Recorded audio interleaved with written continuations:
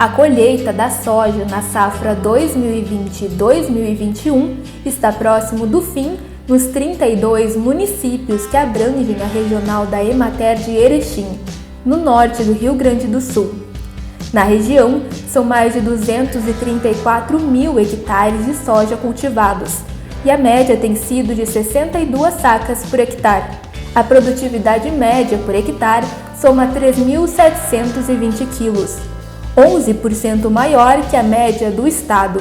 Este ano foi um ano diferente de outros anos, né? Na nossa região aqui, na região de Erechim, nós tivemos duas situações. Uma situação onde o clima foi um pouco mais favorável, que não teve estiagem no mês de setembro até novembro, que foi a região aí de Getúlio Vargas para cima, aí, que pegou, que é a região mais tradicional até no cultivo da soja. Portanto, essa região plantou mais cedo, a soja plantou em novembro, aí praticamente toda a soja foi plantada em novembro.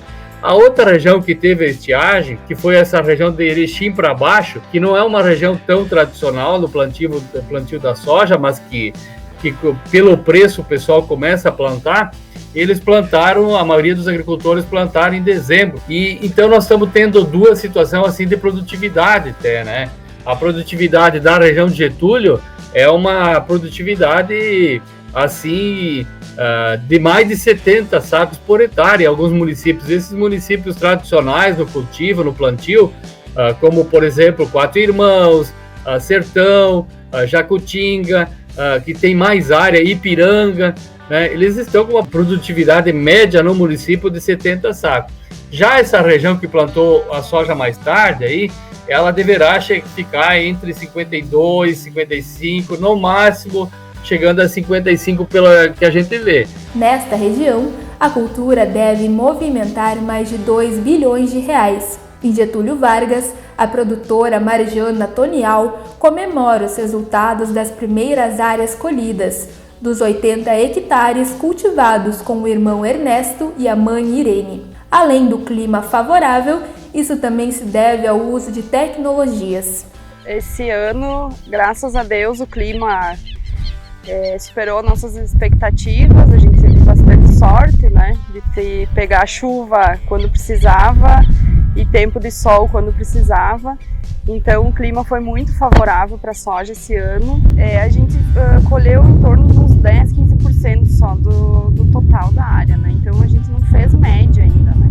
Mas em torno a gente acha que uns 70, 75 se for bom, né?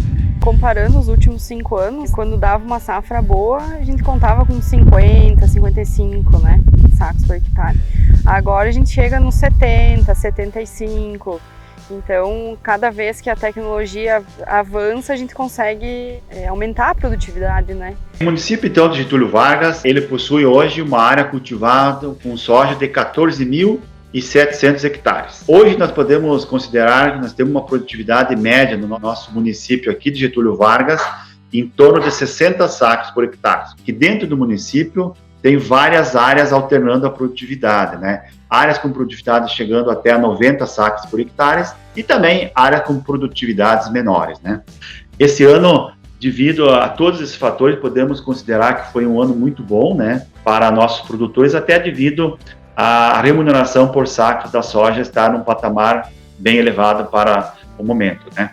O que fica ainda é um pouquinho de frustração aos nossos produtores, que grande parte deles fizeram contratos futuros com a soja, né, com valores bem abaixo do mercado comercializado hoje, né? O engenheiro agrônomo Gabriel Gaiato, da Agro Perete, empresa que atua há 14 anos no mercado com a revenda de insumos agrícolas, destaca que, apesar dos resultados positivos na safra, algumas áreas da região sofreram com a ocorrência do mofo branco e uma maior incidência de ervas daninhas, como a buva.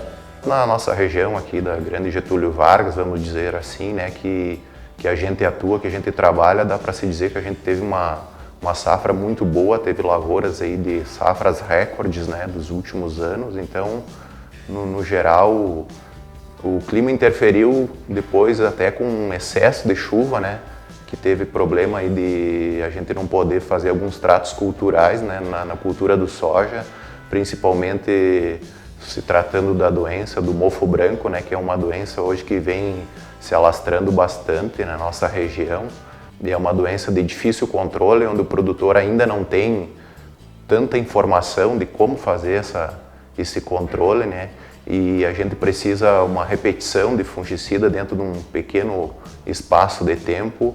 E a gente teve aí alguns dias aí de 15 dias com precipitações meias seguidas, e esse tempo a gente não conseguiu fazer essa repetição, né? Que o ideal seria fazer uma aplicação e aos 9 ou 10 dias a gente repeti-la, né?